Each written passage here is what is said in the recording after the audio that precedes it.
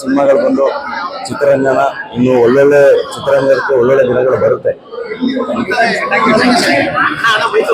ಈಗ ನಾನು ಮಾಡೋ ಪಾತ್ರಗಳಿಗಿಂತ ಅಥವಾ ನನ್ನಿಂದ ಎಕ್ಸ್ಪೆಕ್ಟ್ ಮಾಡೋದಕ್ಕಿಂತ ಒಂದು ಬೇರೆ ಥರದ್ದು ಸಿನಿಮಾ ಮಾಡಿದಾಗ ರೆಸ್ಪಾನ್ಸ್ ಹೆಂಗಿರುತ್ತೆ ಅನ್ನೋದು ಆ ಕ್ಯೂರಿಯಾಸಿಟಿ ಇತ್ತು, ಹೆಂಗೆ ತಗೋತಾರೆ ಅಂತ. ಅಂದರೆ ಮಿಡಲ್ ಕ್ಲಾಸ್ ಸಿನಿಮಾನೇ, ತುಂಬ ಹತ್ರ ಆಗೋ ಸಿನಿಮಾನೇ, ಬಟ್ ಸ್ಟಿಲ್ ಒಂದು ಹೊಸ ಕತೆ, ಹೊಸ ಥರದ ಫಾರ್ಮ್ಯಾಟು, ಹೊಸ ಅಪ್ರೋಚು ಹಿಂಗೆ ರಿಸೀವ್ ಮಾಡ್ತಾರೆ ಅಂತ. ಬಟ್ ನಾನು ಮೊನ್ನೆ ಬ್ಯಾಂಗ್ಳೂರು ಪ್ರೀಮಿಯರ್ ಇರಲಿ ಅಥವಾ ನೆನ್ನೆ ಮೈಸೂರಲ್ಲಿ ಇರಲಿ ಅಥವಾ ಇವತ್ತಿರಲಿ, ನಾನು ಪ್ರತಿ ಕಡೆ ಹೋಗಿ ಕ್ಲೈಮ್ಯಾಕ್ಸ್ ಟೈಮಲ್ಲಿ ಹೋಗಿ ನನ್ನ ಪಾಡಿ ನಾನು ಸಪ್ರೇಟಾಗಿ ನಿಂತ್ಕೊಂಡು ನೋಡ್ತಾ ಇರ್ತೀನಿ. ಆ ರಿಯಾಕ್ಷನ್ ಹೆಂಗಿರುತ್ತೆ ಅಂತ ಸಖತ್ತಾಗಿ ರಿಯಾಕ್ಟ್ ಮಾಡ್ತಿದ್ದಾರೆ, ತುಂಬ ಚೆನ್ನಾಗಿ ರಿಯಾಕ್ಟ್ ಮಾಡ್ತಿದ್ದಾರೆ. ಅದು ಭಾಳ ಖುಷಿ ನನಗೆ. ಅಂದರೆ ಒಂದು ಹೊಸ ಥರದ ನಿರೂಪಣೆಯನ್ನು ಅವರು ರಿಸೀವ್ ಮಾಡ್ಕೊಂಡಿದ್ದಾರಲ್ಲ ಅಂತ. ಆ್ಯಂಡ್ ಈ ಸಿನಿಮಾ ಕೂಡ ಇಷ್ಟು ಚೆನ್ನಾಗಿ ಬೆಳಗ್ಗೆನೇ ಅವರು ಬಂದಿದಾರಲ್ಲ ಅನ್ನೋದು ತುಂಬ ಖುಷಿ ನನಗೆ.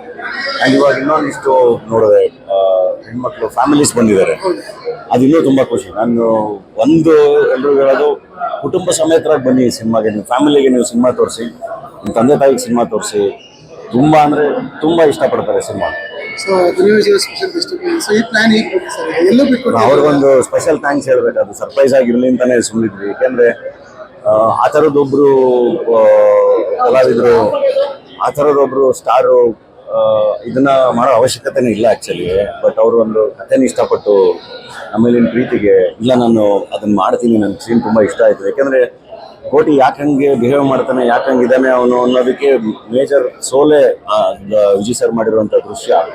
ಅದನ್ನು ಬಂದು ತುಂಬ ಅದ್ಭುತವಾಗಿ ಮಾಡ್ಕೊಟ್ಟು ಹೋದ್ರು. ಆ್ಯಂಡ್ ಥಿಯೇಟರ್ ಅದಕ್ಕೆ ಸಿಕ್ಕಿರೋ ರಿಯಾಕ್ಷನ್ ನೋಡಿ ನನಗೆ ತುಂಬ ಅಂದರೆ ತುಂಬ ಖುಷಿ ಆಗುತ್ತೆ. ಒಂದು ಸರ್ಪ್ರೈಸ್ ಫ್ಯಾಕ್ಟರ್ ಹೊರಟಾದಾಗ ಒಂದು ಹೇಳೋ ಕೂಗಿದೆಯಲ್ಲ ಥಿಯೇಟ್ರಲ್ಲಿ, ಅದು ಬಹಳ ಖುಷಿ ಕೊಡ್ತು. ವೆರಿ ಗುಡ್, ತುಂಬ ಒಳ್ಳೆ ಕಲಾವಿದರು ಅವರು. ತುಂಬ ಚೆನ್ನಾಗಿ ಮಾಡಿದ್ದಾರೆ. ಮೊದಲನೇ ಸಿನಿಮಾ ಆದರೂ ಒಳ್ಳೆ ರಿಯಾಕ್ಷನ್ ಸಿಗ್ತಾ ಇದೆ. ನೆನ್ನೆ ಮೈಸೂರಲ್ಲೂ ಅಷ್ಟೇ ತುಂಬ ಚೆನ್ನಾಗಿ ರಿಯಾಕ್ಟ್ ಮಾಡಿದ್ರು. ಅವ್ರ ಜೊತೆ ಇರೋ ದೃಶ್ಯಗಳು, ಸಿನಿಮಾ ಚೆನ್ನಾಗಿ ವರ್ಕ್ ಆಗ್ತಾ ಇದೆ, ಅದೇ ಖುಷಿ. ಈಗ ಜನ ಆಚೆ ಹೋಗ್ಬೇಕಾದ್ರೆ ಪ್ರತಿಯೊಬ್ಬರು ಹೇಳಿದ್ರು ಒಂದೇ ಮಾತು, ನಮ್ಮ ಸ್ಟೋರಿ ಮಾಡಿದ್ದಾರೆ, ಮಿಡಲ್ ಕ್ಲಾಸ್ ನೋವು ತೋರಿಸಿದ್ದಾರೆ ಅಂತ. ಇದ್ರ ಬಗ್ಗೆ ಏನು ಹೇಳ್ತಾರೆ? ಅದೇ ಕಾರಣಕ್ಕೆ ಹೇಳಿದ್ದು ನಾನು.